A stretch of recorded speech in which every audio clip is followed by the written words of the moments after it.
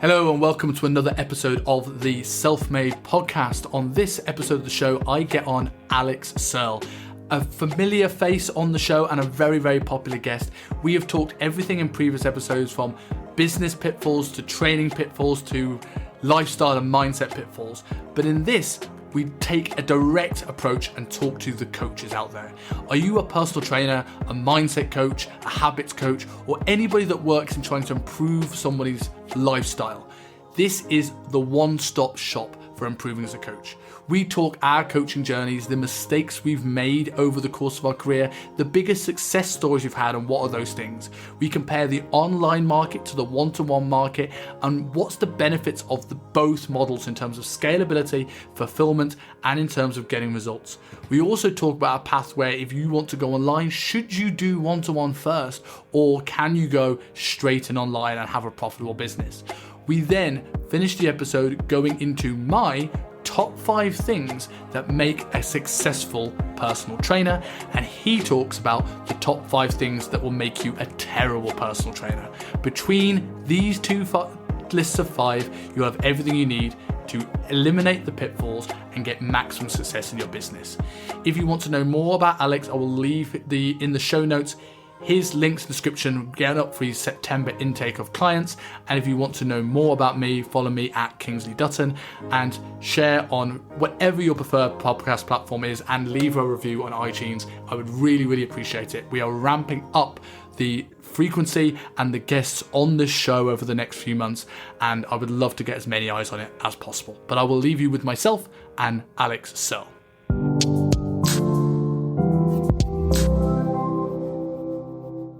So Alex, welcome back to the show. Before we get started, I generally think the phrase "the teacher becomes the master" is really fitting in our relationship over the last year. Because like when you started in the industry, I helped you, develop, get results, learn more, get you to the right place. But in the last year, you've helped me so much with some of the business stuff that I've lacked clarity on. You basically become my unofficial mentor. So give us a little bit, before we go into talking about coaching, give us an idea for people who may have not seen the last episodes you did. Tell us about your coaching business, your journey as a coach, and sort of like what's your goals with the business now? Okay. All right. First of all, I very much appreciate that introduction. I think what's the word for that? I'm not even sure. I still very much look up to you. Okay. So don't be putting me on a pedestal by any means. I think we utilize this relationship very evenly. So obviously for the people that haven't known, or who I am or anything like that, then started out obviously as a personal trainer. I think it's a standard story, isn't it? Started out as obviously the personal trainer, moved online when COVID first hit. Good timing, right place, good timing, had good results. Built up that coaching business to do very well.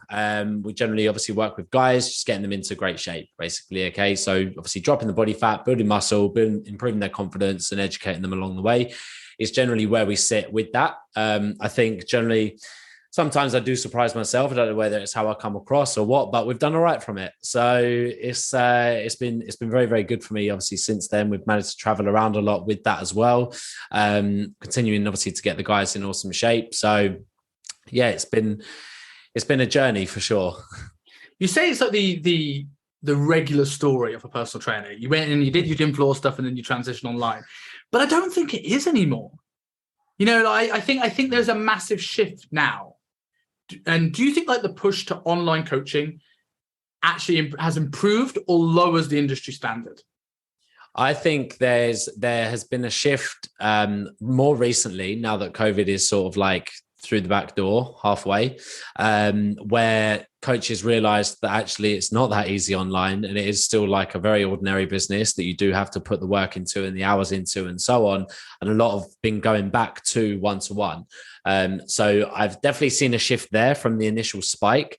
And then sort of like there's the ones that are left, the ones that have generally really enjoyed it, have done well with it, have wanted to continue to push that. And then some have obviously continued with their passion in one-to-one. And that's absolutely fine. Again, like there's still huge value in one-to-one and online for both their own very separate reasons and personal preferences as well. So I definitely think there's been a shift there. With regards to again, like obviously coaches enjoying it and so on. I think that's been the biggest discrepancy. And that's why they've gone back to say like the one-to-one, or some have separated off to stop one-to-one entirely, and obviously move online.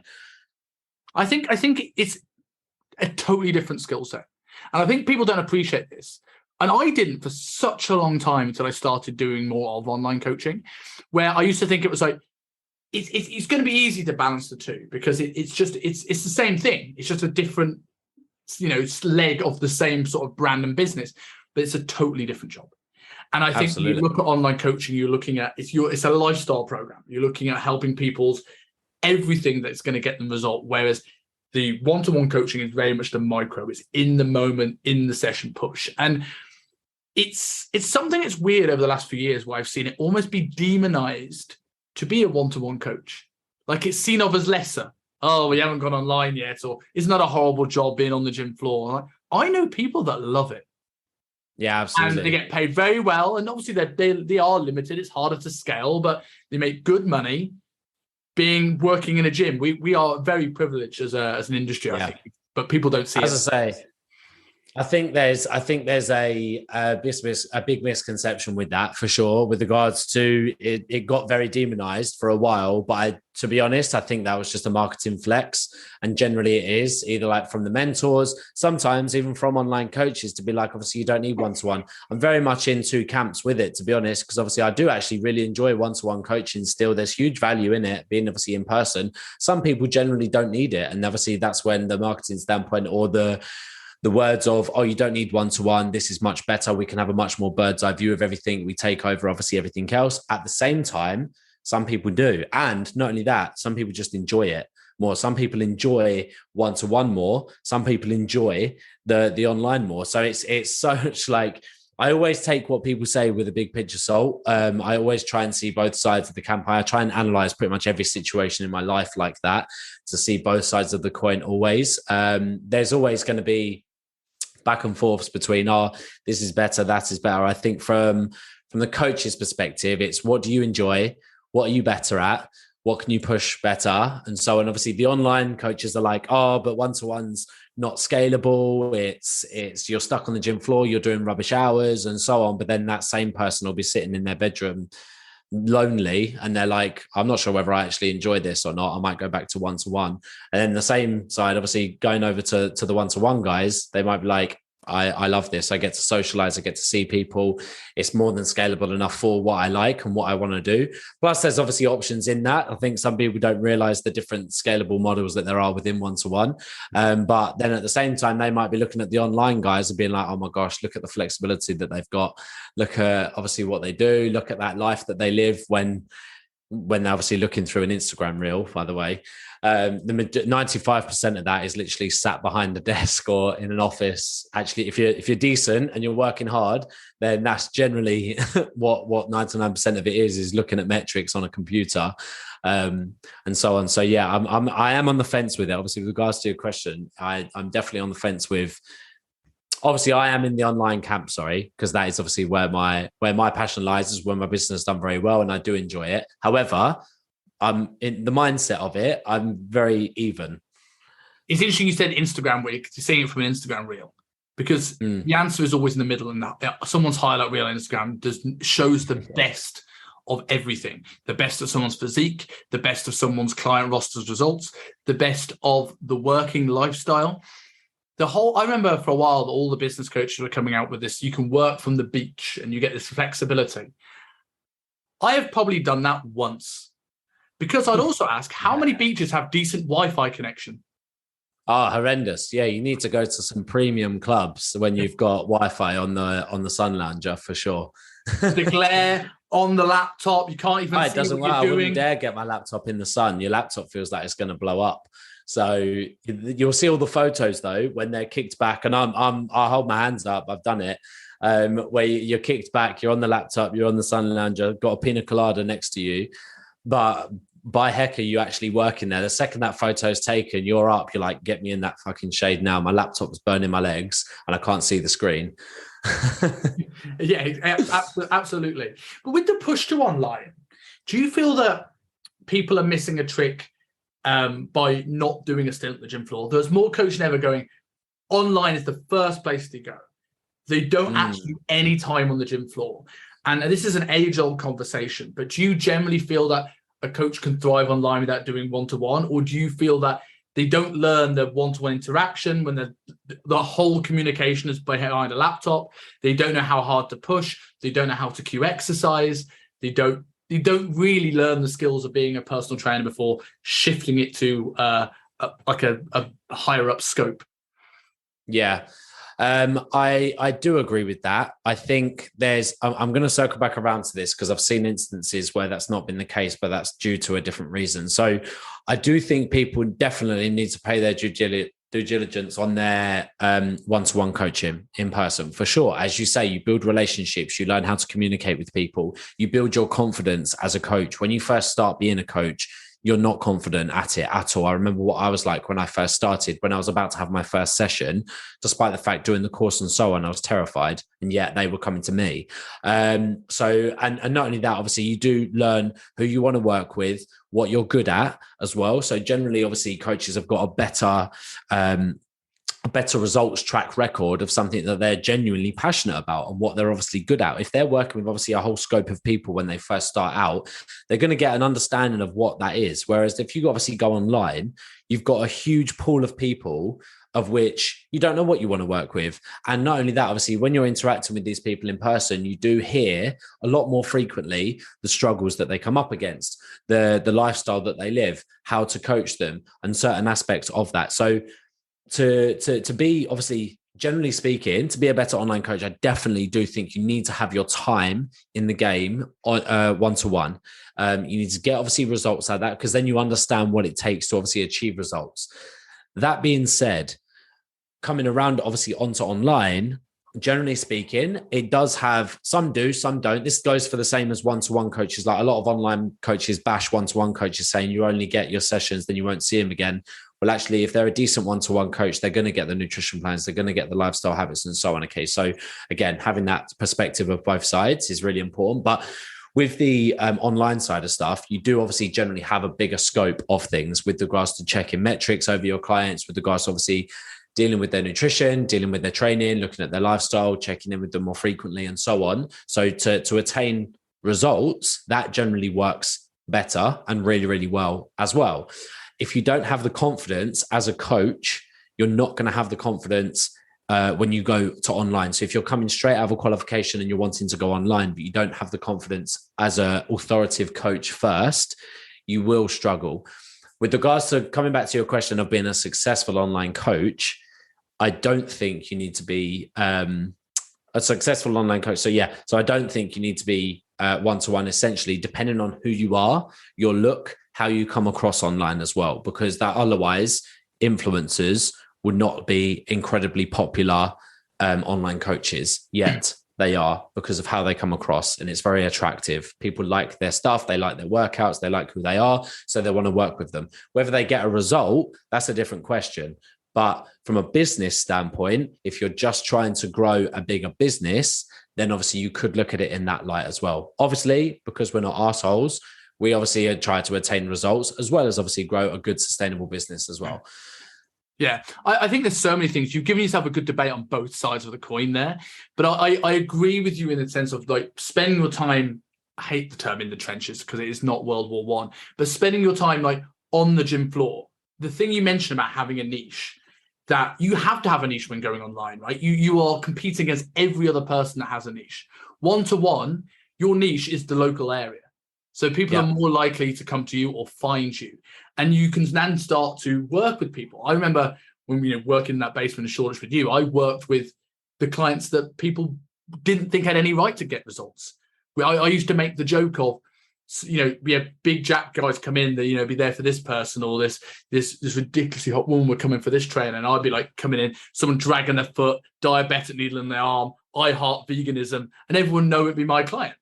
But none of these things necessarily are things I work with now or things that have become my passion and my niche. But I found my niche to a degree working with all these people, finding out which people I resonated with, which people I could help more.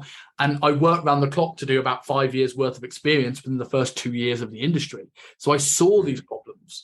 And from a business perspective, not only do you start to learn, especially if you're freelance, where you don't have the constraints maybe of a company. If you're freelance doing this, like a Virgin Active or a David Lloyd, you have that ability to not only work with as many people as possible and learn your niche, but as you said, you're speaking to these people and learn their problems. You can fine-tune your marketing and fine-tune how you speak to people and helping people with their problems online before you ever need to make any money online. If you look at people like Phil Learney in the industry, he didn't charge a thing. He just wrote articles in his breaks when he was not taking clients at UP. And when he left, he had this massive audience because he built so much trust because he never asked for money. And I think that's something that's really important for the one-to-one world, not just from learning your craft, but how you actually can get trial runs before it's game time online. But I also agree with you in the online space of it. The way that one-to-one PT packages are sold, I think, do a detriment to the service of personal training because it's done by sessions. Even if you're buying a 12-week transformation, but when you split it down, it's £100 an hour. And because of that, when you're looking at the micro and the lifestyle, someone comes in and they're struggling with binge eating on the weekends or emotional connection to food, and you feel you have to rush talking about this thing that is the thing that's affecting the results. It's like, okay, let's talk about that for 5 minutes, but we need to do some split squats so you can get your hours worth of training. Yeah. And you leave so much little on the table. The focus is making sure that split squat's perfect, not actually helping them with the problem. And I find that when people have to be more autonomous with that part of their routine online, I can now help them with the thing that they need help with the most, not the thing that I'm just there to do at that moment. 100%. Yeah, 100%. I think when obviously you're looking at the two and you're making a comparison, I think the online is potentially, well, obviously missing the one-to-one aspect, obviously, which is obviously training intensity, potentially obviously technique. For coaches that are working one-to-one, you need to be checking over that stuff. If you want to do well, if you want your clients to be doing well and bringing up their training performance and attaining a good result, you need to be checking that stuff. Because obviously if there's lifting a dumbbell and there's lifting a dumbbell, like it's chalk and cheese. So online's obviously missing that aspect. At the same time, obviously on the other side of the coin again, one-to-one coaches, you need to be looking at some of the online guys and be like, right, what are these guys delivering that I'm not? If I'm only delivering these sessions, but actually you full well know that your client struggles with their lifestyle and their nutrition intake and so on, you need to create an element of your service that covers that, because then you will be the full package. And then obviously you'll be able to charge more. And then obviously not only that, you'll be able to attain better results, which are going to build your business long term. Build a business for referrals. You know, if you're doing that good a job with your clients, you might not need to worry about lead gen anywhere near as much because your clients are going to bring other clients to you. And you talk about the exercise execution standpoint. I know there's going to be someone saying this. We can check for them because they can just send training videos, which I think is a valid point, but it's not as intuitive as you think. People often think like knowing someone's training hard is easy, but you know this from watching people train, you know, in person. There's a nuance. There is, to steal a phrase from Toy Story, there is falling with style, or there is control in a lift. You see it when someone initiates from the working muscle.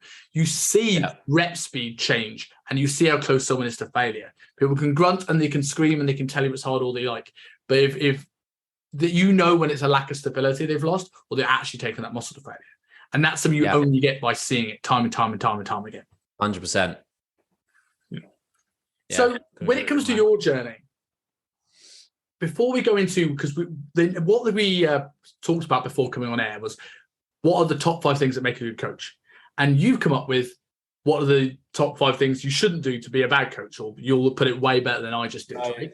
Before we go into this though, what do you think first are the biggest turning points or the best decisions you made in getting you to where you are right now?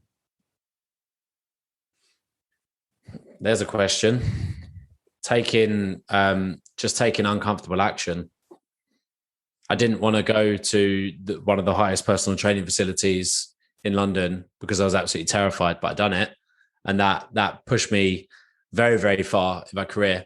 I didn't want to put out on socials. I didn't want to obviously get out as many videos that I do, photos that I do, be as consistent as I am. There's certain things that I just don't want to do, but you just need to do. So it's like what you would obviously say to a client, like sometimes you don't want to do it, but you just need to. We understand that term as coaches, and we're like, and we see the value in it. If your clients do that, they get a great result, but then they don't do that with themselves. And so on. So that would actually be, that's the first thing that came to mind off the back of that question, is actually just taking imperfect action and just going after it. Like in terms of what's got me to where I am now, just trying stuff. Don't be scared to try stuff and so on. Like we're going to circle obviously onto a few points of the topic of the podcast, but that being one of them, just like try new things. If like I say, try new things. Sorry, let me come back to that. Stick at something that you're good at and go at it wholeheartedly. Don't just don't get shiny object syndrome and try different things like just for the sake of it. But go, if you do choose something that you want to go after, whether it be obviously a new position in one-to-one, whether it be that you're going to do a launch of something, whether it be that you're going to go and post loads on social media because you want to build up your following, or alternatively, obviously your online business, go at it aggressively. That I think I have done, and I've not really been afraid to do it. What about the biggest mistakes you think you've made in your career so far? On the contrary to that, although I do still go after stuff, I still massively hold myself back with things that I am not worried about, nervous. It's outside of my comfort zone, which is always everybody's problem. So I know obviously with what I've just said there's a lot of things that I've stepped forwards with and just gone for. At the same time, I know what I'm capable of, and I know generally things work out. Generally for people, that's not just me. For people, if I ask every single person that's listening to this to think about things that they've gone after, how many times has it generally worked out? Generally, it's been every single time. So just go and do that thing. But the biggest mistakes I would say for myself is just purely holding myself back. And it's not doing that. It's not going after the bigger things. I might have taken a step forwards in a certain aspect, but there's other things that I'm like, oh my God, imagine if I was to do this. Imagine if I was to step on stage in front of thousands of people. Like in my mind, I'm like, yes, that would be unreal. I would thrive off of that. But that is absolutely fucking terrifying before you actually start doing it. So it's like, do you know what I mean? It's knowing obviously what to do and then actually doing it. That I would say would be my limiting factor. I think it's interesting when you talk about things working out, because I think it's human nature to feel that everything that you're feeling right now is forever. In the same way that clients feel that if they gain a bit of body fat after finishing a diet, that they're never going to be able to get it back. Like you gain a bit of body fat to gain some muscle, but don't worry, you can always reverse that. Or if you're in a moment where you're feeling anxious or sad or depressed, that's it forever. But no, everything is cyclical. I had Pat Davidson on the show a while back, and he talks about it like the two sides of a mountain. And he was talking about his mental health. We went on to try and talk about training, and he just started talking about his own struggles. And there is going to be a shadowy side of the mountain. And when you're in that, you don't know if you're ever going to see daylight again. But then you come out the other side of the mountain, you realize there is light. And you can't get too comfortable there because there's going to be another shadow side. But the more times you do it, the more you realize it's okay to be in the shadow because things are going to come out the other way. So going back to your point of things always work out for the best, is that maybe if we looked at that one decision, how that took this direct path of your life, that maybe it doesn't work out. Maybe it didn't. But because life is cyclical and there are highs and lows all the time, it'll always work out in another way. So no matter which path you go, like a choose your own adventure storybook, you will always work out 4 or 5 years later. You can look back and go, that wasn't a bad decision, because something good is going to happen. Yeah, it's not like you made one bad decision and that is it. Bad luck until your 90s. It doesn't work that way. Yeah, it's funny that you bring up that analogy as well. It gives me a little bit of nightmares, to be honest, because I've just come off the back of doing with my team a 26-mile hike, which was horrific. Where'd you go? Up summits, 3 Peaks Challenge in Yorkshire. So wow. we've done the Yorkshire Three Peaks, not the National Three Peaks, the Yorkshire Three Peaks. Still very much underestimated how difficult it was going to be. So you just mentioned about going up a mountain there. I sort of had a little bit of an eye flicker because it was like, sort of subject there. But off the back of that, there was a really good podcast, and I, for the life of me, cannot remember whose it was now. But they were interviewing the founder of Netflix. And a really good thing that absolutely stuck in my mind was that he said that everybody thinks that it's always a one-way street and that you can't come back through doors. Like they always think it's one-way doors. That's what he said, sorry, one-way doors. And that you go back and then you can't just go back again. It's like, okay, you try that. All right, come back in. If it didn't work, you come back through and then you go through the other one. But people don't think that way. They think, okay, once you've gone through that door, then that's it. That's that closed. And it's absolutely not the case. Yeah. I think going into your hike, which I think is really cool. I love stuff like that. You know, life becomes so comfortable in general life that we all seek out. It's amazing now how many things we are popular that people want to go and do that are deliberately uncomfortable. It shows how comfortable our lives become. We seek out ice baths and acupuncture and all this stuff that's just not that pleasant. But it's just ridiculous. You wouldn't. I don't think you would have done it if you knew how hard it was. I think it's important that you underestimate. No, I wouldn't have. I said to the guys, I said, if you told me that we were about to do a 14-hour hike, it took us 14 hours. If you had told me that I was about to take my team through a 14-hour hike, I would have told them I would have told them where to go. Like, although it's exciting, obviously it's good fun. If I'd known that, I would have been very hesitant. But we completed it. We done it. And it was great fun. It was very difficult, but it was great fun. There's a prime example of thinking in your mind that something it might be unachievable when actually it is. You just need to go and do it. It's amazing what you do when you commit to something as well, right? Like when I was in university, I was very, very, very many vodka sodas deep, like very many. And me and my mate had this idea at about 2:00 in the morning that we should walk the length of Wales. You know, we were at university at the time. It's about 182 miles, depending on which map. Anywhere between 177 and 182, depending on who you ask. I say 182 because that makes me feel a bit better. And so we decided to do it. And because we committed it to each other and we said it out loud to people, then we kind of had to do it. So I get to his house and I meet his mum for the first time, staying the night at his before we go away, and we go and get some supplies, like some camping food and pretty much horrible space food, but for camping. And I come out and I've been wearing the big camping hiking rucksack all day, so long that I've forgotten I had it on. So the day before I'm set to start my walk of 182 miles over 12 to 14 days, my mate's mum goes, "Could you take the shopping trolley back?" By the way, I have a fear of shopping trolleys ever since this moment. I completely forgot I had this bag on my back. So, of course, as any stupid boy, try and ride the back of the shopping trolley. Always goes well until you realise you're counterweighted this way. And I go face plant, cut my knee open, destroy my trousers, completely bleeding. I'm like, now I've got to walk the first 4 days of this with a limp. Yeah. But I couldn't turn back now and say I was injured. Like that couldn't be done. And then I started it. I got halfway and my first mate bailed out on me. So I had to do 2 days on my own whilst I tried to, when I found phone signal, try and find another mate. I got chased by cows. I fell over stiles. I had to jump over multiple horses. But yeah, it's just like you. If I'd known how difficult that was going to be, not as a 19-year-old kid who decided this drunk, if I hadn't committed publicly to people, there was no way I would have done it. And I could have easily got home at the halfway point, but I'd said and I collected money to say I was going to finish this. So I had to finish this. That's good. I was this close from throwing in the towel. We'd summited the second peak and it was horrendous weather and I felt awful. I had multiple pulled muscles, strains. I felt sick. I was dizzy. It was just horrific. But yeah, there was just this I couldn't. I was group leader. I couldn't give up. How the hell could I be the one that was going to throw in the towel with the team there? So yeah, no, we muscled on. We got it done.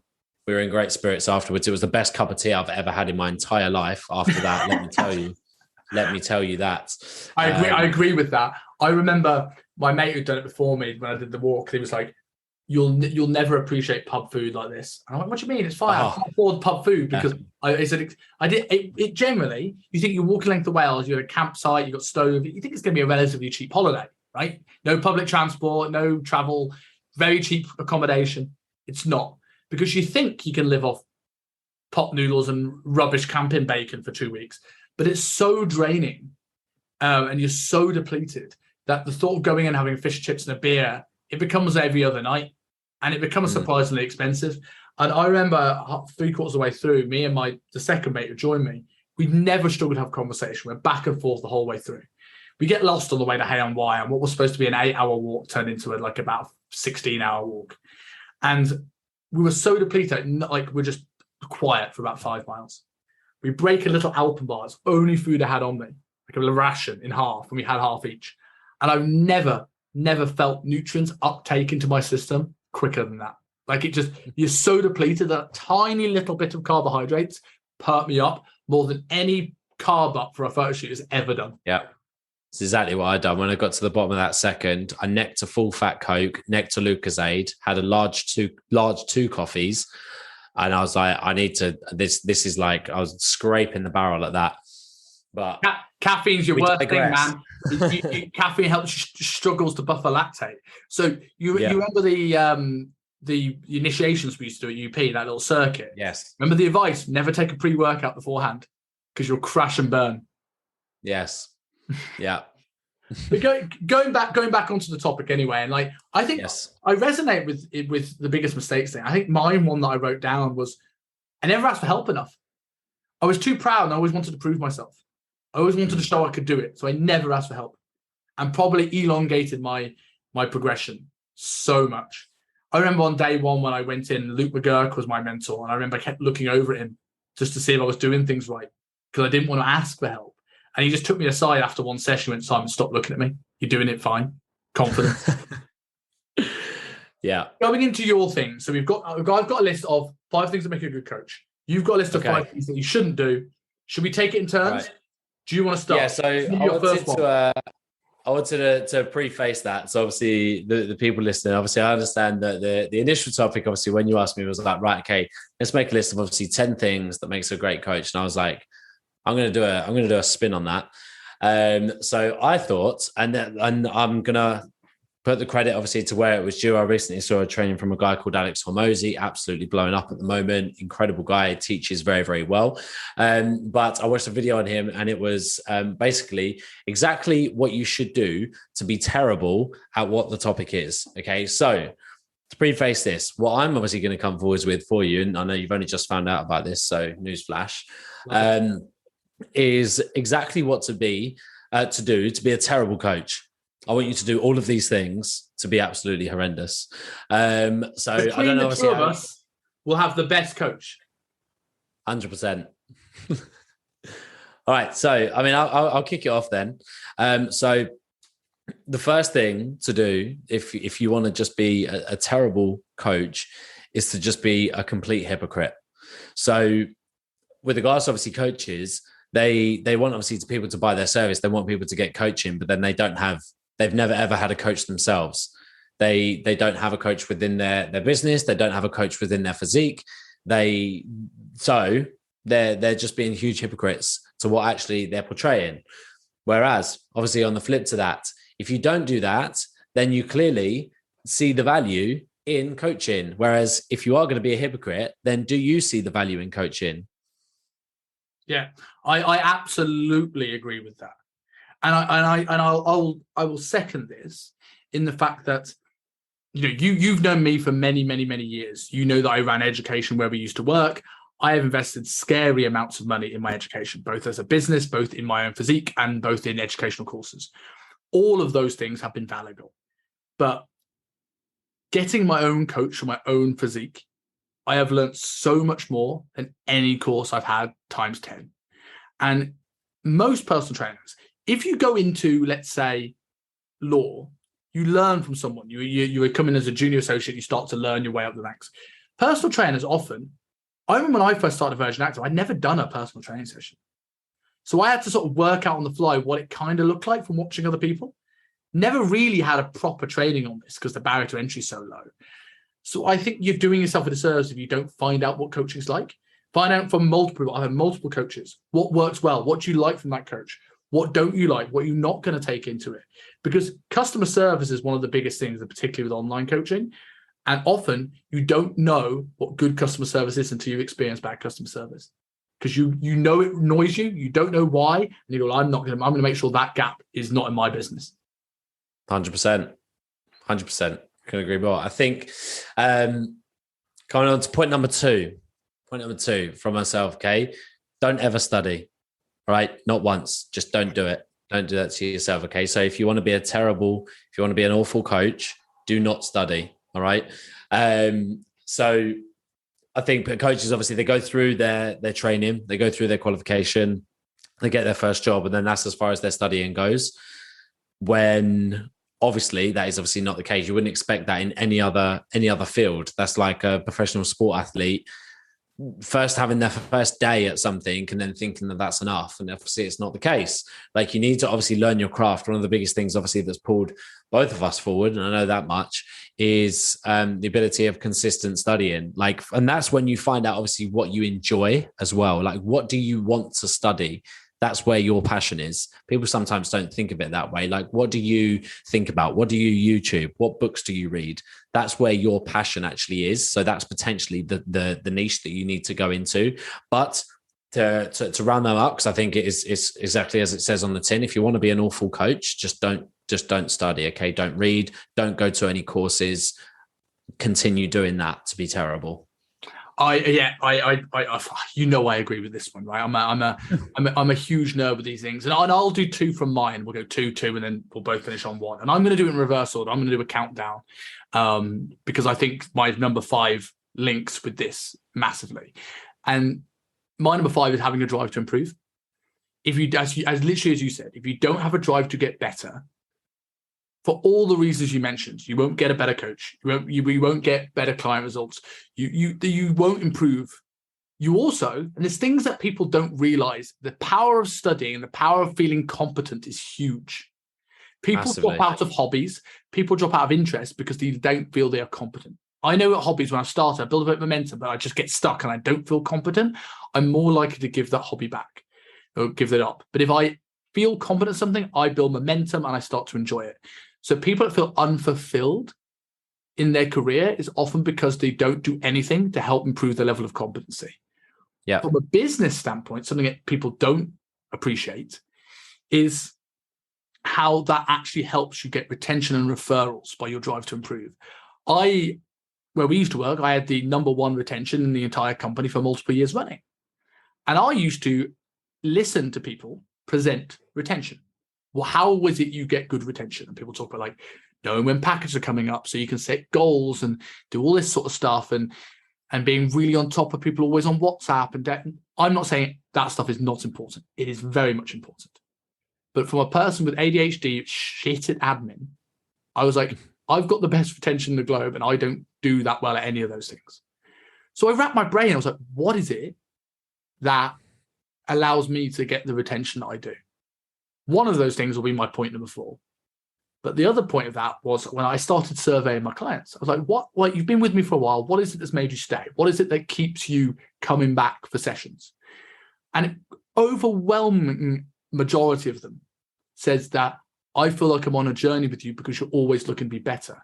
So I feel that if I stick with you, that's an investment, because I'm going to get a bigger return on my investment with every single month that I'm working with you, because you're just going to get better and better and better.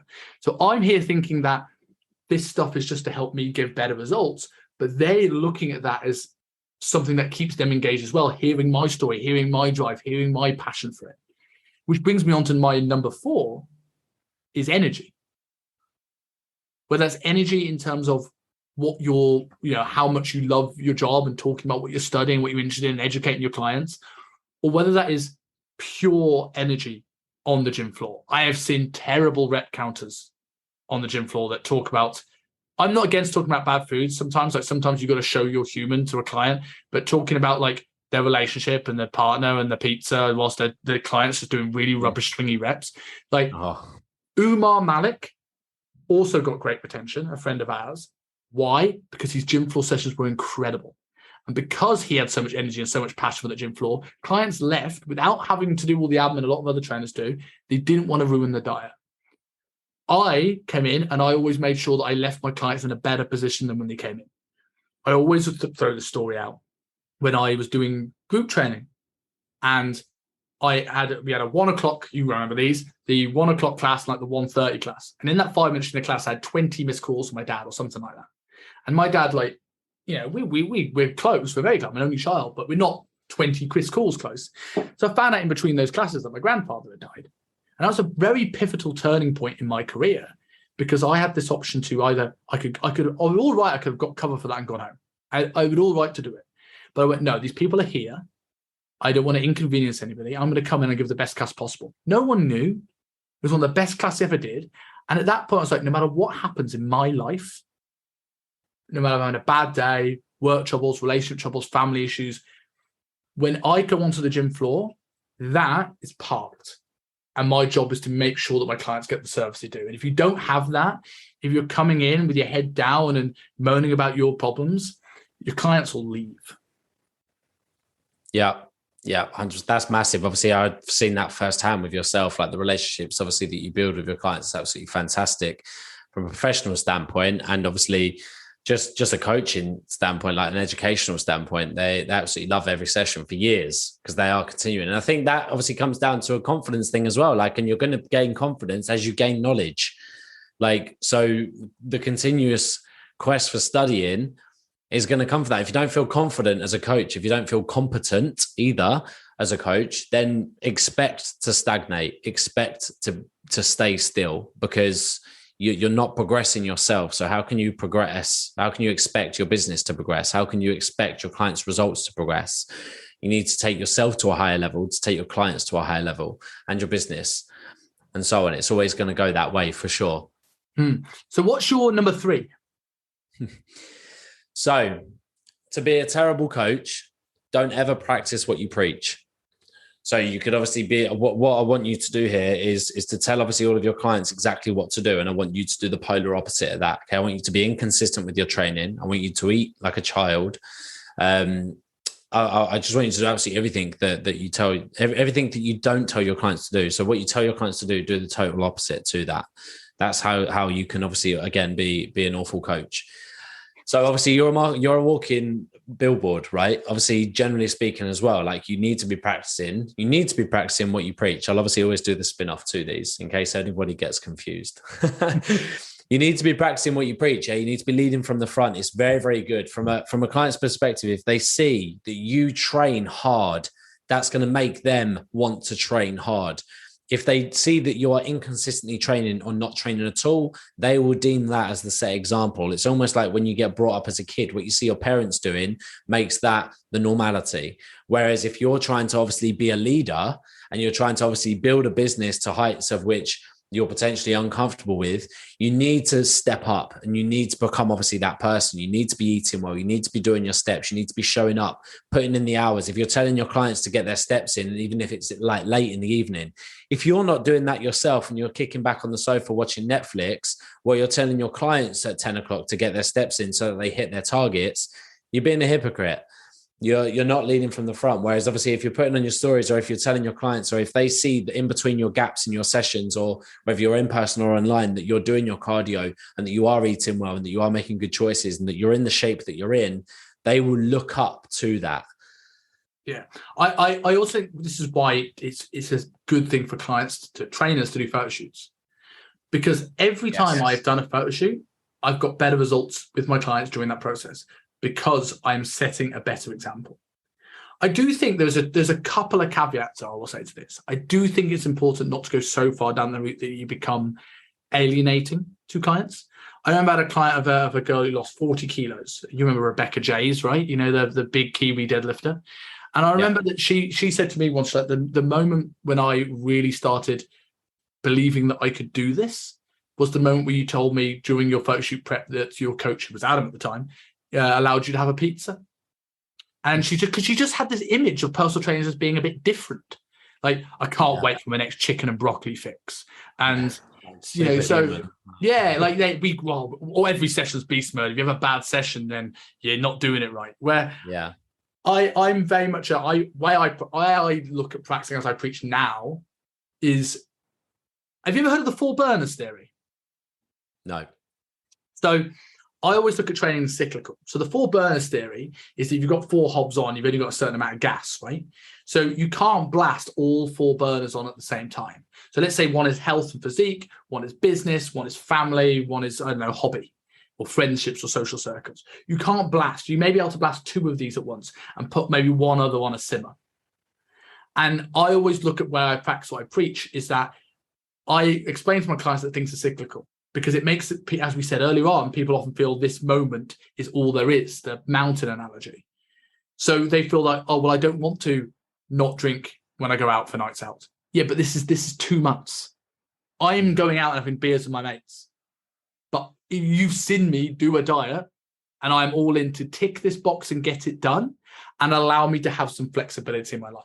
Now, that doesn't mean I go mental and gain loads of weight and become, 300 pounds. But what it does mean is that, okay, I stick to the basics, but I'm also human. And I think that's different. So that's caveat number one. I also think there's a problem the other way. When it comes to alienating, we spoke briefly about alienating, but I also think bodybuilders have a real problem with practicing what they preach too much. And they get, mother of five, stressed to the max, corporate CEO. And the first thing they do is give her whitefish, broccoli and rice cakes, and she hates all of those food, and there's 7 meals a day, and they practice what they preach, but they are so far removed from the person in front of them, they don't even know what it's like to be them.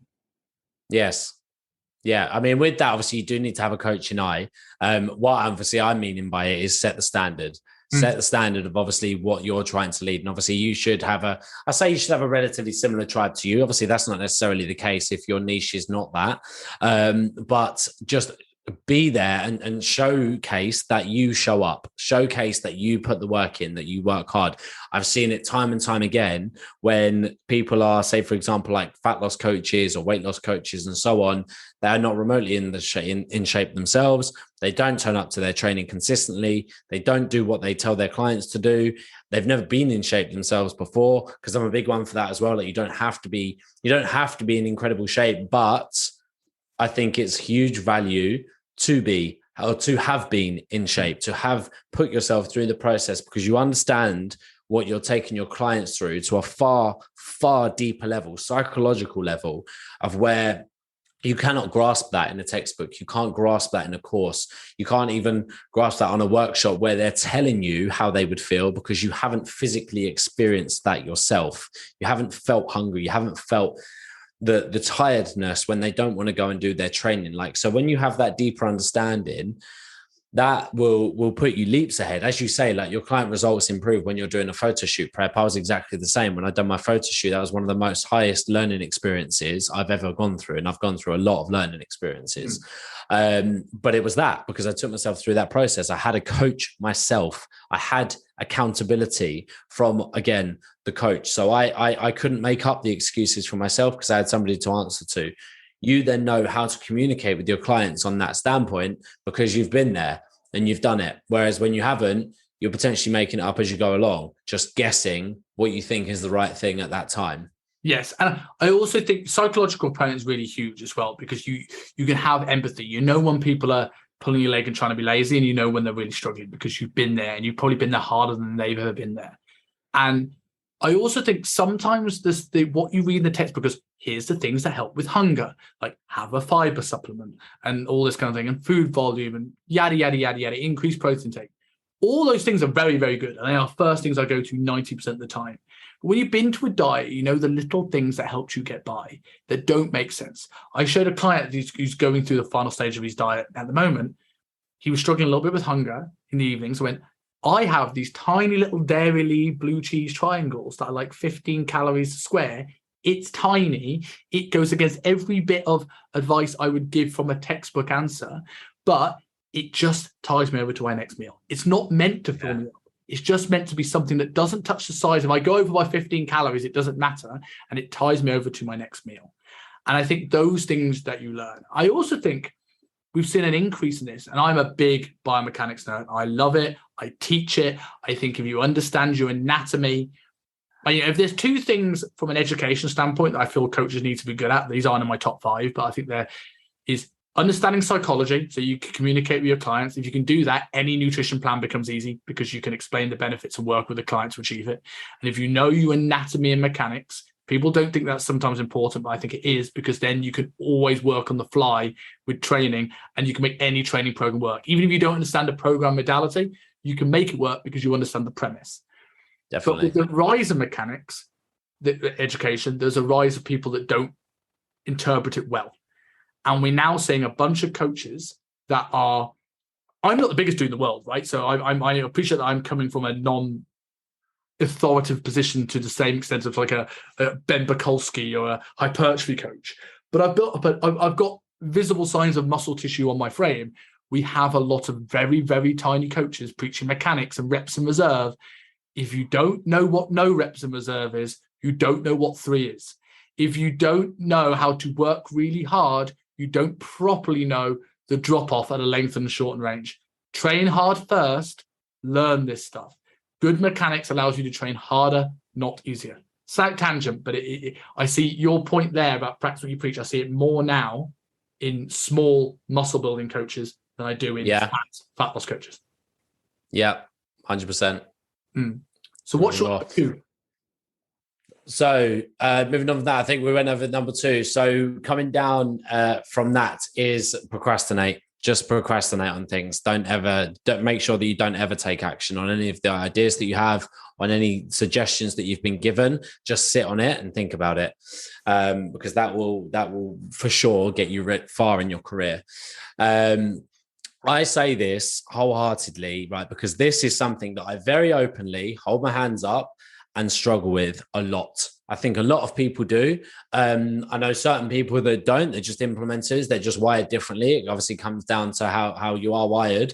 But this is something that I've had to address significantly multiple times and still do. So if you've got an idea on something, if it's this actually ties into another point that I've written down, is make sure that you're always talking and just not doing anything. So talk more and do less. Now, this obviously is not going to get you very far, because action is the only thing. Like, you can have all the intention in the world, but action, that one step forward, is always going to be obviously the thing that is going to push you in the direction of where you want to go. So if we're obviously keeping it within the coaching realm and obviously becoming a successful personal trainer and so on, if you are saying, right, I'm going to go out and speak to these people on the gym floor. Right, I'm going to do a challenge. Right, I'm going to bring in this whole new nutrition module into my program. If you've been talking about it for months, take this as a sign that you are a huge procrastinator and that you just need to do it. Be very, very active on that. I have to be so aware of the stuff that I say and have I actually actioned it. Like I mean, literally next to me now, I've just got a list of like Post-it notes that are great ideas, all of them. Such good ideas. Have one of them been done yet? No, we're working through it. But again, this happens to everybody. But in terms of obviously progression, you need to be taking action on the things that you're talking about. So whether you're obviously an in-person trainer saying that you're going to go over and talk to people, there's one thing about saying that you're going to do it. It's another thing actually doing it. And by the time you've said, oh, I'm going to make sure that I'm going to go over and talk to people, you could have already gone over to the first person and said hello. Like, the same thing goes for obviously the online coaches that say, right, okay, I'm going to do a challenge, and they get all of their notepad out and they make it all look pretty with the ideas and everything like that, rather than actually putting on Instagram, I'm going to run a challenge on Friday. And then it never actually happens. We see that a lot on online. How much time do people spend on Canva a week making something look perfect or coloring it? And this is what I've done. I'm wholeheartedly guilty of this. When I used to work off spreadsheets, how long did you work coloring all the squares to make it perfectly brand fitted, make sure the text was all formatted rightly? Like, can you track your weights? Yes. Then it doesn't fucking matter. Yeah. So much wasted time. So what you say, and I'm the same, what do you do to help yourself combat this? Procrastination. And taking action. So first of all, obviously I get clear on what it is that I'm working towards. Then I will obviously write it down. I will make sure, because then obviously it stays. So the amount of ideas that I get, right, and shiny object syndrome and so on, like kicks in. I get all the ideas in the world. I'm like, yes, this is a brilliant idea. I'm going to take over the world. I'll write it down first of all. Then I'll be like, right, okay, is this aligned to what it is? So those sort of ideas are slightly different. So I'll be like, right, okay, is this idea aligned obviously to what we're trying to build? Yes or no? Yes. Okay, good. Right. It stays in the pot. No, ignore it. It's a distraction. See it as a distraction. It's just shiny object syndrome. Outside of that, what I would do, because obviously how I have to structure my week is around energy management and productivity, because otherwise, naturally, how I'm wired, I'm naturally lazy. So I have to make sure that I've got things scheduled and that my diary is aligned to manage my energy. Otherwise, things don't get done. If it's, say, for an example, like a challenge, or it's something obviously with regards to marketing, or a new idea, a new training that I want to put in for the team, and so on, I will select a day of which I'm actually going to do that. I'll allocate a time to it. I'll block it out in my diary. I'll get clear on what it is that I'm doing. And then obviously I'll make sure that I do that. Sometimes it doesn't happen that smoothly and it does get pushed back, but then obviously I'll then do that exercise again and then get it done. But it starts with me saying, am I procrastinating on this or not? And not only that, what really fires me up, because I've got dreams bigger than God knows what, but like, I just ask, is this behavior aligned to what I'm trying to build? Is this procrastination aligned to the lifestyle that I want to live, the business that I want to have, the results that I want to achieve, the physique that I want to have, and so on? If it's not, I personally, that works very well. That question alone works very well for me, because it's like, we'll get the fuck up then. Let's go.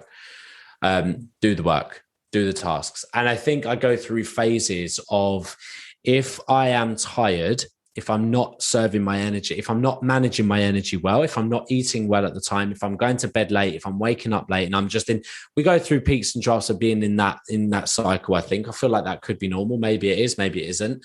But if I'm tired, then obviously procrastination is higher, but I'll be aware that I'm tired, and then I'll address that first. So I'll make sure that I'm training consistently. I'll make sure that my schedule and my routines are aligned to make sure obviously that I'm being productive. I'll go to sleep on time. I'll sort out my sleeping pattern. Generally, that then really, really works, because obviously from the total mental performance leader, Kieran, he said something that really sticks, that's downtime is uptime as well. So if you're constantly trying to burn the candle and you're trying to obviously be productive and not procrastinate on things, but yet you're never ever having time off, then that also massively leads to procrastination and so on, because you're not going to have any energy. You're just going to feel zapped. So you feel like you're working 12, 16 hours in a day, but you've actually ended up doing fuck all. Whereas the work that you can do in 3 hours with a coffee, a good night of sleep, some good music and no distractions, you can rewrite a hell of a lot of things, or you can create a hell of a lot of trainings in that very short period of time. So I think from a procrastination standpoint and a taking action standpoint, one thing is going to be actually your energy management from that side of things. The other side of the coin to that is with regards to taking action, it's exactly what it says on the tin. You just need to do it. Just stop thinking about it and just do it. And a good thing for that is putting it out socially. Put it on your stories, put it on your Instagram. Tell your clients that you're going to do something. Put it out on your stories. Say, I'm going to do a training on Friday. I'm going to go live on Friday. If these are the things that you're worried about doing, then that forces you to then do it, because you're like, shit, I've actually publicly announced this now. Yeah. There's an old Chinese proverb I posted on my feed recently. It says, talk doesn't cook rice. No. And I love that. And there's another guy, the guy who wrote a book about the Align method. And he talks about like action leads to momentum. And that's more important than any motivation will ever be, right? So you just got to start. What is that smallest thing? And I resonate with a lot of the things you said there in terms of energy management. And I always say the answer lies somewhere in the middle. And we have this battle at the moment going on between the work hard hustle culture and the work smart. Both of these modalities are flawed. And it's about working hard in very defined blocks where you work incredibly hard, like quality of work over quantity. And that's going to be slightly different for everyone. Maybe that is, I work at like over the course of a year, I work a few heavy intensive blocks a day and I have more downtime each day. For other people, it's working around the clock for 3 months and taking a month off completely, working on holiday and doing like the bare minimum. Absolutely, yeah. I think the thing for me is like, in terms of my energy management, I'm very big of like little things will get in my head that allow me to not actually properly execute on the big things. So I become paralyzed by overwhelm. And it's not because I'm overwhelmed of how to do the big thing half the time.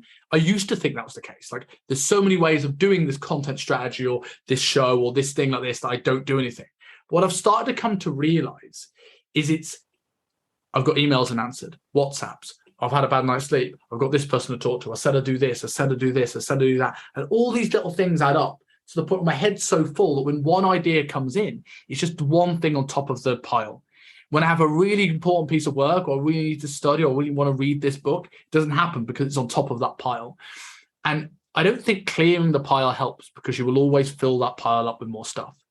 It's being able to, one, learn how to say no to stuff that doesn't value you, so you can actually start to filter some of the things that's coming in. There's a doorman on the brain that stops things coming in. And also, just I say, taking time out and prioritizing. So I know what are my non-negotiables for my business and for my life, right? They go in my diary first. I don't always stick to them. Sleep is a rubbish one. I always stay up way too late. But like, generally that will go in. My client times will go in. My check-in times will go in. My content, my outreach. They are non-negotiables. I get them done. When I do that, I will then maybe put in focused theme days. I block where I allow myself more time than is necessary. I never used to book gaps on my diaries to block every little minute part of my day full. And that was overwhelming because I never even had a gap to eat or go to the toilet. So now I'm like, okay, if I think that job's going to take 1 hour, I will give it 3 and I can relax and be creative and take my time with it. And what I've started doing recently now is I've always said I wanted to meditate. I've always said I wanted to journal, and I've never done it because I've never been able to stick to a routine of getting up in the morning and doing it or going to bed before bed. What I'm doing now is any time where I'm starting a big focused block of work, I will start with 10 minutes of meditation on the Calm app. I will do my 5-minute journal. And I did that the other day when I just felt cluttered. I couldn't think straight with anything. I took myself away, middle of the day, hour away from the gym, sat on the harbour in Hong Kong, looked at the incredible views here, and I just sat and I meditated on the front. I did my journal. I just sat in silence for a little while. And while that made to some sound like procrastinating because I'm not doing anything, my problem is that I always feel I need to do something. So when I'm not doing anything, but I'm also thinking I should be doing something. Whereas this is absolutely why I'm meant to be doing nothing. And then I got my next hour was as productive as 3 hours that I would have done the day before. Nice. And I'm now just trying to build that into a routine. So it's not setting time aside to do stuff on top of an already cluttered diary. This is my entry to clear my head to do better work. And I think that's going to be the habit that I think will help me. So I prioritize. I know what are the 3 big things I need to do today. I put that in my 5-minute journal after meditation and I crack on. Whether it's at the start of the day or whether it's midway through the day when I'm about to embark on sitting down and doing it. Yeah, I think two things on the back of that. So first point, obviously, what you mentioned there about the main 3 things and no more than that.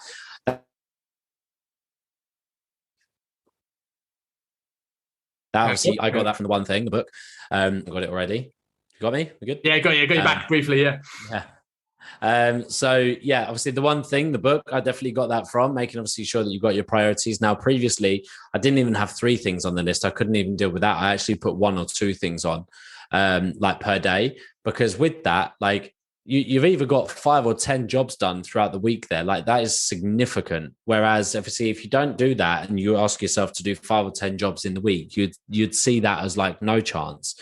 With obviously what you just said there with regards to obviously having all these things on your mind, what really helps me with that is actually just listing them, just get them out of your head and get them onto paper, because then it makes it very, very clear on what you've got to do. And then obviously you can sift through to be like, what's important, what's not. Another thing on the back of that, and final thing on there, is that I don't know whether I'm going to butcher this saying or not, probably, but structure equals freedom. Now, people obviously see that the other way, but I don't at all. Like if you've structured your week, every time that I have to revisit something, if you're in a bit of a funk, you obviously get into it, okay? The first thing that I revisit is my schedule.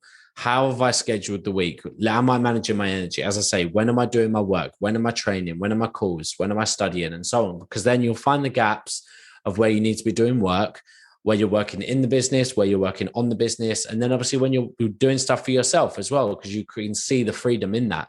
So a few weeks back, I actually started doing spa night Wednesdays. So every Wednesday now, obviously, funnily enough, being today, is spa night. So I don't train. It falls on my training day. I go to the spa in the evening after work. Oh my God, what that does for my energy is absolutely unbelievable. So I'm not missing out on anything. First of all, I really look forward to it throughout the week. It's obviously only 2 days, Monday, Tuesday, and obviously by Wednesday evening, I'm going. And not only that, it just serves me better, obviously, for later in the week. So Thursday and Friday are then far better from a productivity standpoint, knowing that I'm very much aware of my push and pull times in my week. And for now, it seems to be working really, really well. So definitely, obviously, one for that. I think me personally, I have to be very, very mindful of my energy management in terms of then I can have a high output. You're not feeling guilty going to the spa day because it's blocked out and you made sure the work's done. Whereas if you sort of like went to the spa and these things were still in your mind, you hadn't scheduled it, you'd feel like this was a time wasted, which will then you'll carry that into Thursday, and you'll feel like it's a waste of money, a waste of time, and you'll just resent that thing. Same thing, mentality when you book things around it. I think like you just never find the time for it. I would have never found the time for it unless I'd put it into the diary. You always have got the time for it. It's like you say this thing that you never have time for when actually you do. Because if a client books in for a call, you've just found the hour. So where have you found?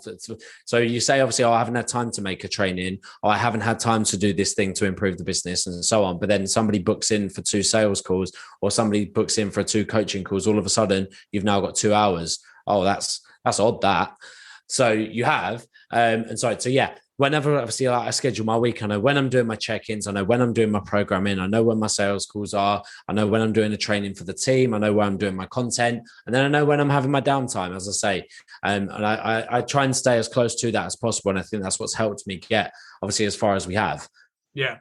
So going on to my number 3 and number 2 for the good coach thing, one thing I think is really important skill that coaches have is expectation management.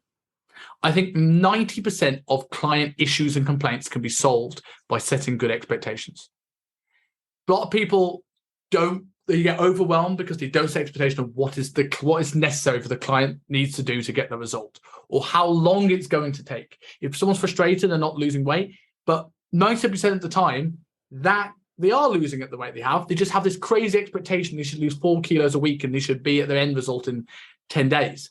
When in reality, when you know from the start, okay, this is going to take 16 weeks, and we've agreed together that 1% of your body weight is what you're wanting to lose, that's going to be 0.7 per week. And this is what you need to do, X, Y, and Z.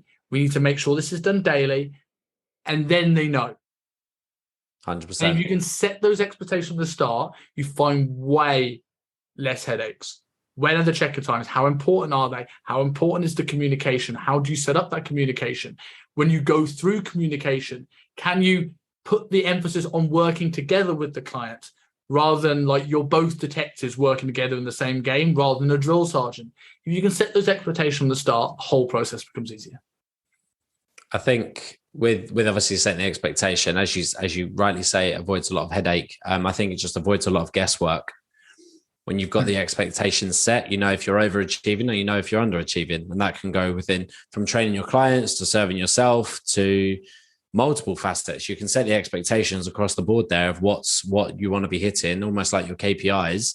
And then making sure obviously that you're sticking to those if you're over or if you're under. If you're under, let's go, pull it up. If you're over, happy days, keep up the output, manage your energy. A lot of coaches struggle having difficult conversations. But if you set the expectations right, they're not difficult conversations. If you don't say that you need to track your food and do this many steps, when someone's not doing it, they go, hey, why am I not progressing? And you go, hey, you're not doing the stuff. Whereas if you go, look, based off this, we haven't lost to the rate we set out at the start together, and going by the expectations, you are falling short on here. What can you do to get this up to the targets we agreed? This isn't telling someone off for not hitting anything. It's like, hey, look, we agreed on this. We're a little bit hard, a bit below it. What you're struggling with, how do we get you there? And it's that negative conversation is now a very positive and uplifting conversation. And all I did was set the groundwork early on. And I don't have to have those conversations anymore. Yeah. That brings me on to my second number 2 point. everyone talks about empathy, right? Everyone says that you have to have empathy as a coach. And I think it's one word off being correct. I think you have to have assertive empathy. Because Yes. I find that I see more problems with coaches being overly empathetic than I see coaches being drill sergeants. We know some very drill sergeant coaches. I'll give a shout out to one, Dominic. Polish dog, Yeah. right? He is very to the point, no bullshit. Dominic gets crazy results. Shout out to Dom. I see not everyone will agree with the drill sergeant. Eddie Bruter, drill sergeant, one of the best gym floor coaches in the world, right? These drill sergeant coaches can have an audience and can work because they set the expectations very, very clear. The overly empathetic coach, however, tends to let the clients get away with it all. It's okay. 100%. I know it's hard. So I think the middle ground of being assertive but empathetic, going back to what I said in the previous point, it's like, cool, I get that this is a tricky thing to do, but these are the non-negotiables that we need to hit. What can you do to bring this up? What system can we get in place? Or do we need to refine the goal? This is me being empathetic to where you are and understanding that if you need to refine the goal for a bit because life has just got ramped up chaotic, we can go slower. But it's not again, expectation management as well lies into this. It's not it's okay, don't worry. Because when the result doesn't happen, that client's going to be telling, hey, what's gone wrong with my coach? Why has my coach not done it? Whereas if 100%. You kind of go, right, we can refine the goal if you want me to be nice on you, but understand you won't get this. There's an assertion there that has to be done. 100%. I couldn't agree more with that. I do think I'm more of the sergeant coach to the empathetic one. I do think I'm in the middle, but just generally, I think how I work is on rookie mistake, man. That's really weird. Sorry, mate. No worries. No worries at all. So I definitely think again that I am an assertive coach for sure. It's just my coaching style. It's how I work for sure. In terms of me personally being coached and how I've brought up being coached. Because how I see it is that people are obviously paying you for a level of accountability, a high level of accountability. But not only that, obviously they're paying for the guidance, they're paying for the support, the accountability, and so on. They're also paying you to pull you out of your own way. They're also paying you for you to pull them out of their own way, and to bring up their own personal standards. So then actually, when they're holding themselves to lower standards and they're holding themselves to the standards that they've struggled with for years, that's why they're in the position that they're in.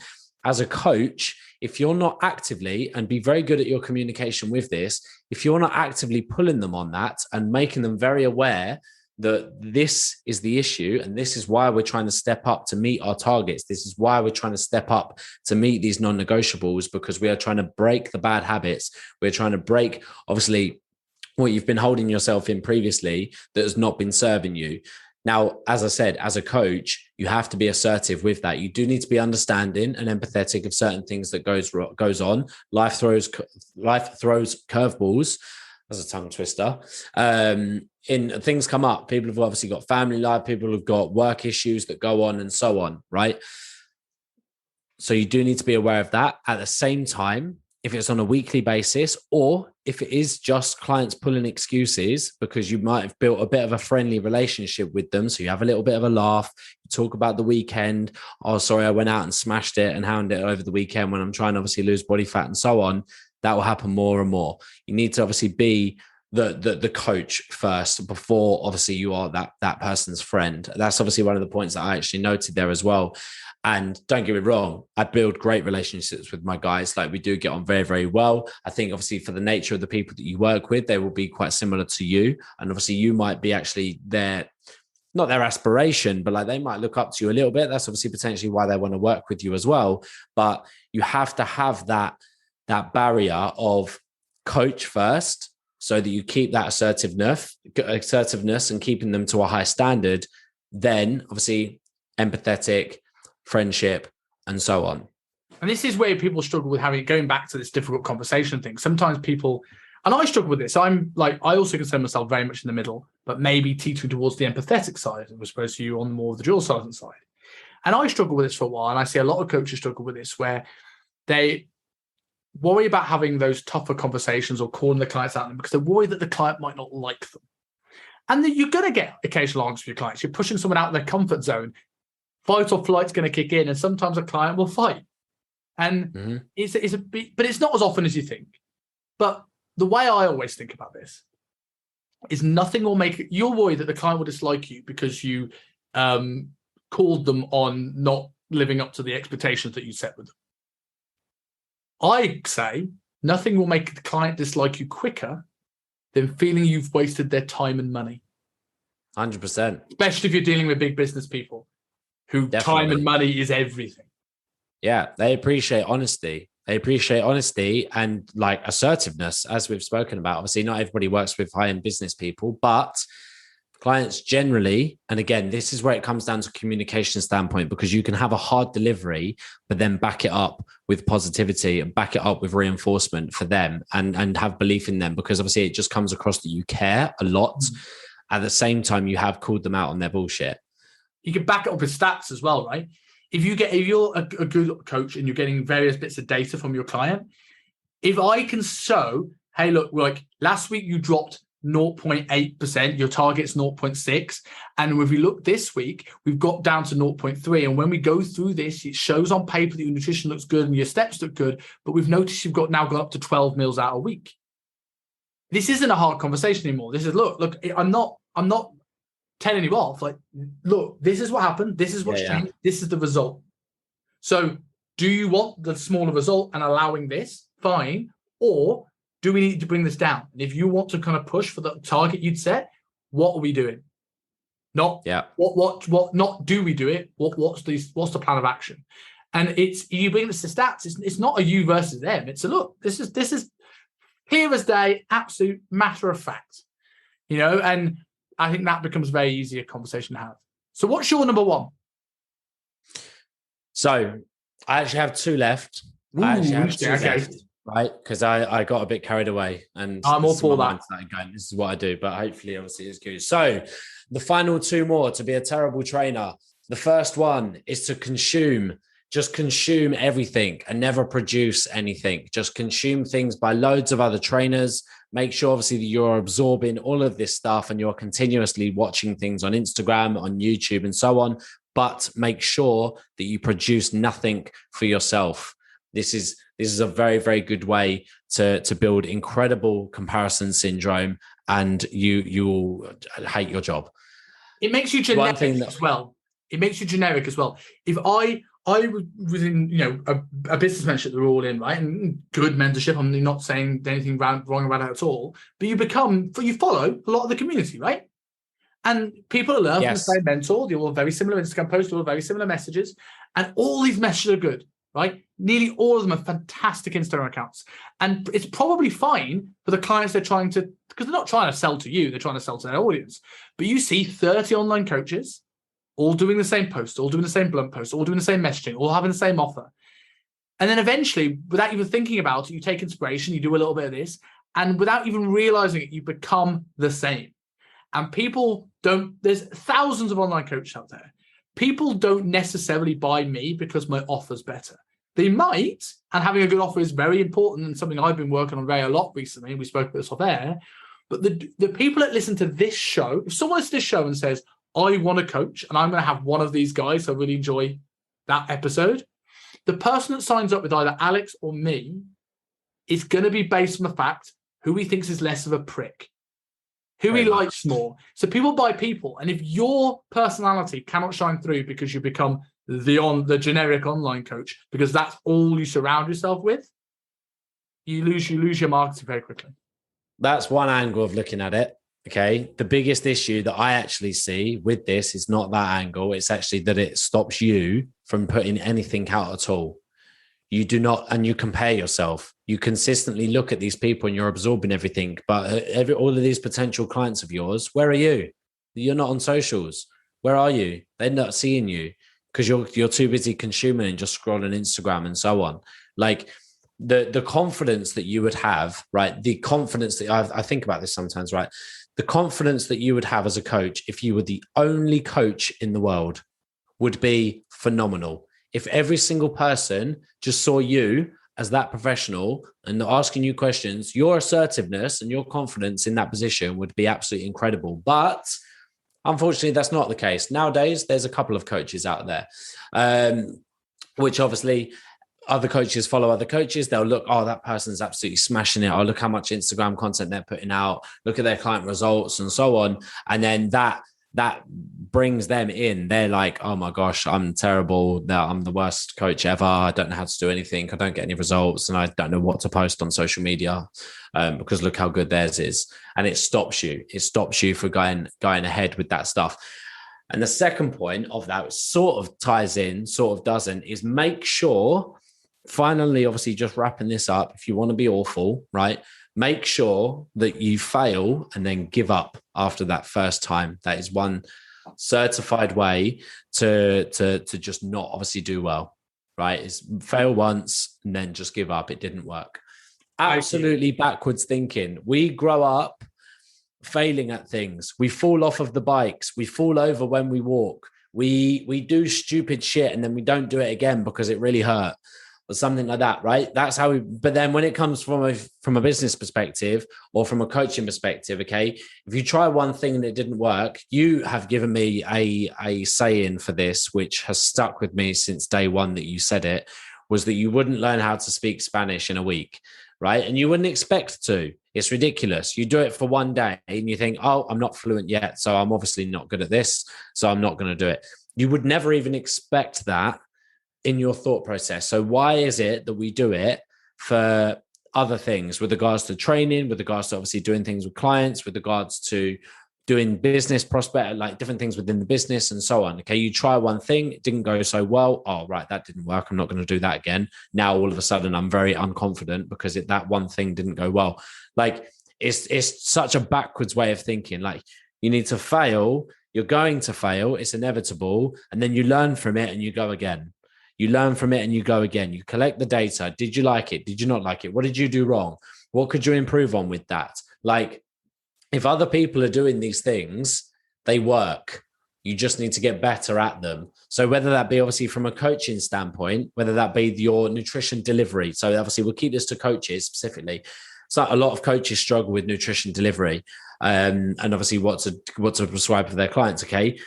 How I start the frameworks of what I started with when I started this online journey, right? And so on was shocking compared to what it is now, but I just done it. I put the reps in and it got better. Funnily enough, it got better after the amount of times that I'd done it.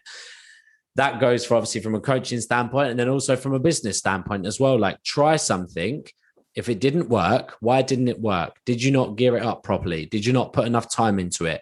Could you take a different niche? Could you try it at a different time? So there's so many different factors that are going to play here, but doing it once and then it not going well is not, oh, that doesn't work.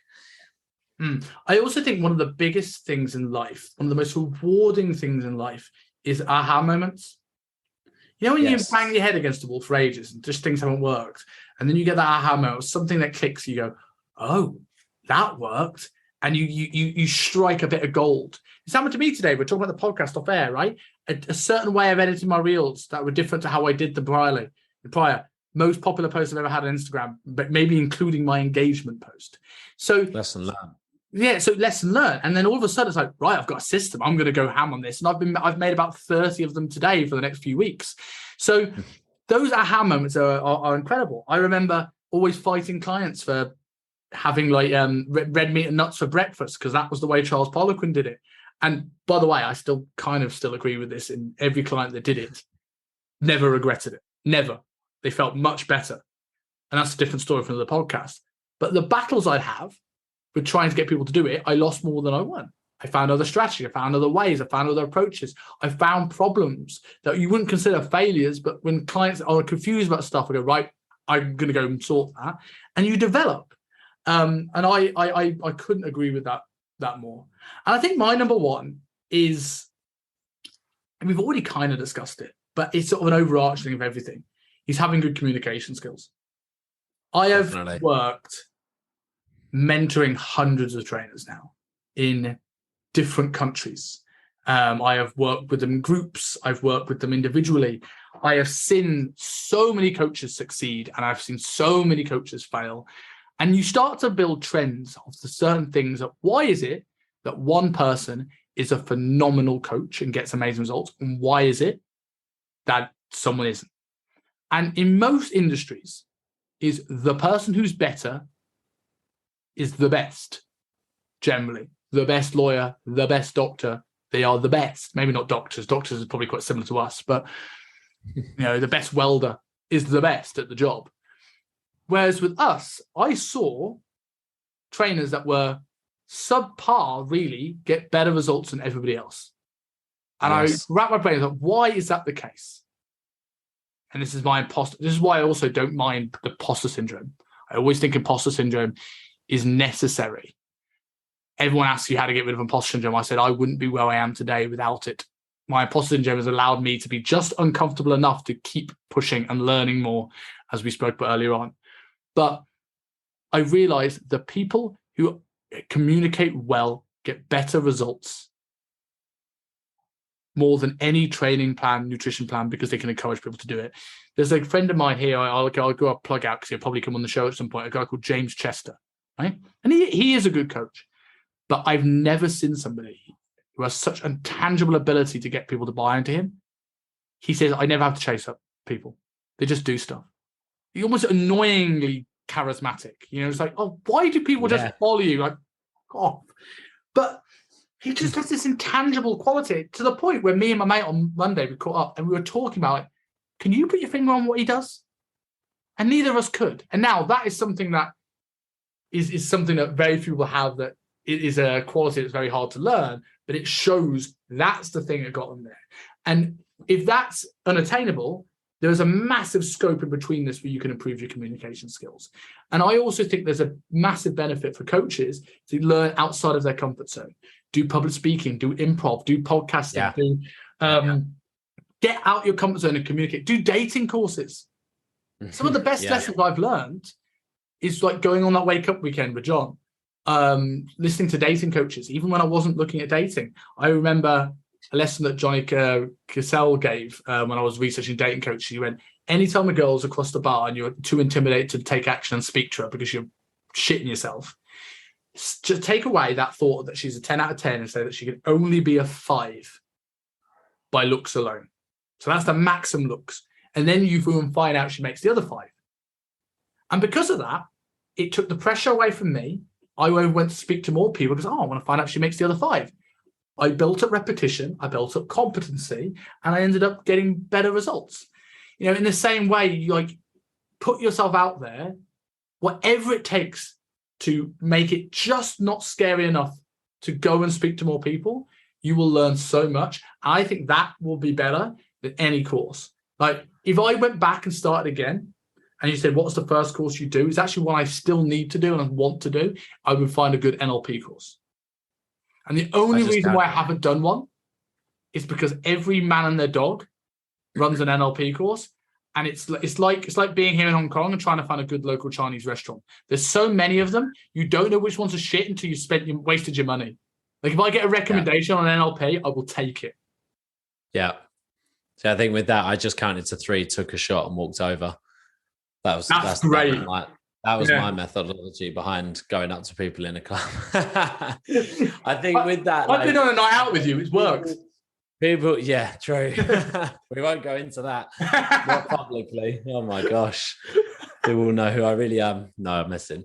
So I think obviously with that, like the whole putting yourself out there, obviously the whole taking yourself out of your comfort zone, obviously this gets better through repetition. You will build your confidence through repetition. It's the only way. You will be unbelievable walking over to girls in a club. If you do it hundreds of times opposed to the first time, you will be very, very confident at doing a max PB squat if you've done it hundreds of times opposed to that being your first ever squat. Like it's the same references, but I think whenever you're going after something, whether it's obviously building, whether it's putting out on socials, whether it's doing a podcast, whether it's being assertive with your clients and so on, the more public speaking, all sorts, the more repetition that you've got in it, the better you're going to be. And I think for me, that works well with how I think about things. So obviously that analogy that you use is great for you. with the guys, obviously make that person of 5. Or another one that I know is like imagine everybody's just naked. That's dangerous. Just immediately changes the concept of it. But like for me, it's I'm one of like hold your breath and go.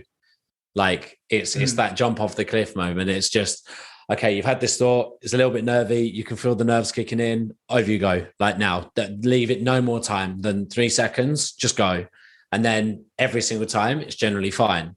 But the more that you sit there, the more that you sweat on it about going over to the person in the club and chatting them up, whether you are doing a public talk, whether you are wanting to put yourself forwards for a podcast and so on. Like the more that you think about it, the bigger it becomes, the bigger that mountain then is. Whereas if you have not thought about it at all, and it just works really, really well when you're drunk, and that's why you just talk to anybody and everybody when you're pissed, because you just don't think about it. You just go cruising over and start talking rubbish. Great. It works. So like have that like momentary push to just, when you have the thought, get it done, put it out on socials, start the podcast, just do it. Because then you don't create this big task in your head. Yeah, I agree. You know which of your friend is doing the naked thing when 3 of you walk up to a girl and it's the one with the erection. You know that's Yeah. You got to see anyone naked. I know what strategy he's using. Yeah, I know this one. But you're doing that one. Nice, man. I counted to 3 in my head, but that works as well. the podcasting was interesting though, because I've learned so much from this in terms of communications. Because there's very few mediums. I'm not saying everyone should go start a podcast. I do improv. That'll give you a whole new set of skills. But you learn conversation things that you do that you didn't even realize were problems until you things back. I did my first podcast a few years before I actually launched the podcast, and I had this recording. It was never used when I initially started, and I thought, right, this is a good episode. I want to put it up, but it's hard for me to listen to because a podcast conversation is different to a one-to-one conversation, right? And you'll probably notice when we're off air, and like if I was sitting next to you in a bar. It's common courtesy. It's active listening for me to go, yeah, I agree, 100%, yeah. Did that first episode, my is really hard, and I still do it a little bit, but I go, or yeah. Repetition of words I start to notice, and you also get a vibe for how different people communicate. There was so early episodes where I can tell I'm thinking of what's the next point I'm going to say, and I interrupt more accidentally. I go, oh yeah, you go. And it's human nature. We still will do it.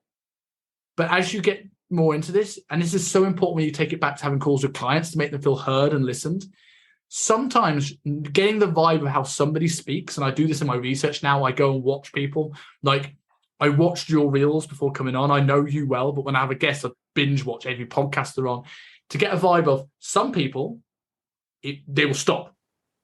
So again, I need to jump in quickly, otherwise it's going to have a massive pause in the show. But some people, they have that pause and then they come back in. And you just start to learn, and taking this back to the gym floor personal trainer, sometimes knowing that your trainer is listening to you and not, or that for people who's listening to this, that's an arms crossed, or looking at the watch, or looking around, or typing on their phone, or just interrupting them to tell them something that they feel they've heard or they need to do. Or by the way, the origin of the teres major was this. Yeah. And you learn that so much because I have to watch these back. It's not a case. It's not like a sales call where you maybe should watch them back, but maybe recording them is a bit awkward for a client, so you can justify why you wouldn't. With a podcast, you want content, you got to watch back at least part of this, so you pick 100%. Up things very quickly. Yeah, I think like that obviously we're going into a whole realm there. Firstly, I've got so many pet peeves whenever I walk onto a gym floor now. The stuff that I see, I just cannot switch it off. I've got such like coach's head. As soon as I step into the gym, I really try and just go headphones on. You're not there working. You're not teaching these coaches. You're not training clients. You're training yourself. Like just ignore it. I physically can't. I see them. It's the crossed arms. It's the sitting down. It's the texting on the phone. It's just talking about the weekend constantly. And it's like, oh my gosh, this is shocking. Anyway, I digress. I've completely just thrown my train of thought now of what I was actually going to go into just then. Improving communication skills. Yeah, that's what I was about to go into there, just gone completely. But I think there we've had a really good list. I think between that, we've got the things that you shouldn't do and the things you should do. I think anyone that's watching this, if you're a coach at this point and you want to be better, if you do this stuff between the two of these and work on these things and reach out for help if you struggle with any of these areas, that's a big one. Farther than so much. That's a big one. Coaches would look at like clients, and I was thinking about this actually before we jumped onto the podcast, is that coaches see people, public, right, struggling with their training, but they won't do their coaching but the coach knows from a good place that if they were to work with that coach, then they'd be able to see so much more progress. But obviously people just go at things alone. They just think, oh no, I can do it alone. I can do it alone. Coaches understand that when clients do it. However, they don't see themselves doing it when they're trying to obviously grow the business or when they're trying to grow their knowledge and so on. They won't ask the questions. They won't get a mentor. They won't go and study and so on. So it is a massive limiting factor. And we understand the concept when we see the regulars in the gym that turn up day in, day out throughout the years, and they always look the same, right? And we're like, if you actually got coached, like you'd look incredible. Exactly the same thing for them. Like be open, be aware of that. And I just had a quick thought, and we won't digress into it because we love going down a rabbit hole. Absolutely love it. It's the understanding people, going back obviously to your point there, that's just understanding people, understanding personalities. Like some personalities thrive off of conversation. Some people don't like conversation, especially obviously in their sessions and so on. Like they like way more direct stuff. Then they prefer to just chill in silence or just have their marching orders, obviously, if you're working from an online perspective and so on. Some people love conversation. They love building a connection. They're very much people. So they love being coached that way. Like become aware of that. And that will obviously come through repetition, but also you can study that as well. And it's understand obviously the different personalities that people can have, because then from a coaching standpoint, you know how to deliver to them.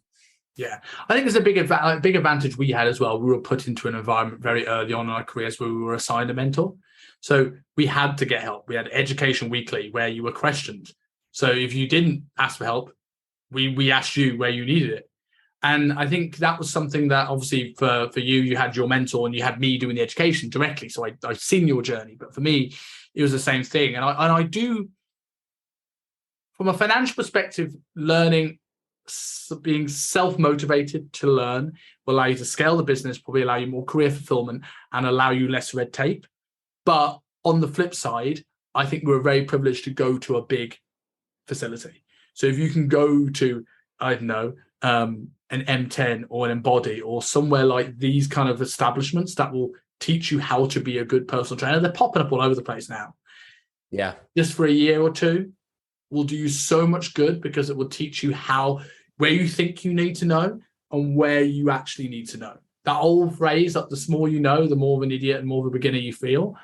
I think it's an important thing because it keeps you humble. Definitely. Some people hit I've got the most sessions in David Lloyd, so I'm the best here, and they never move on.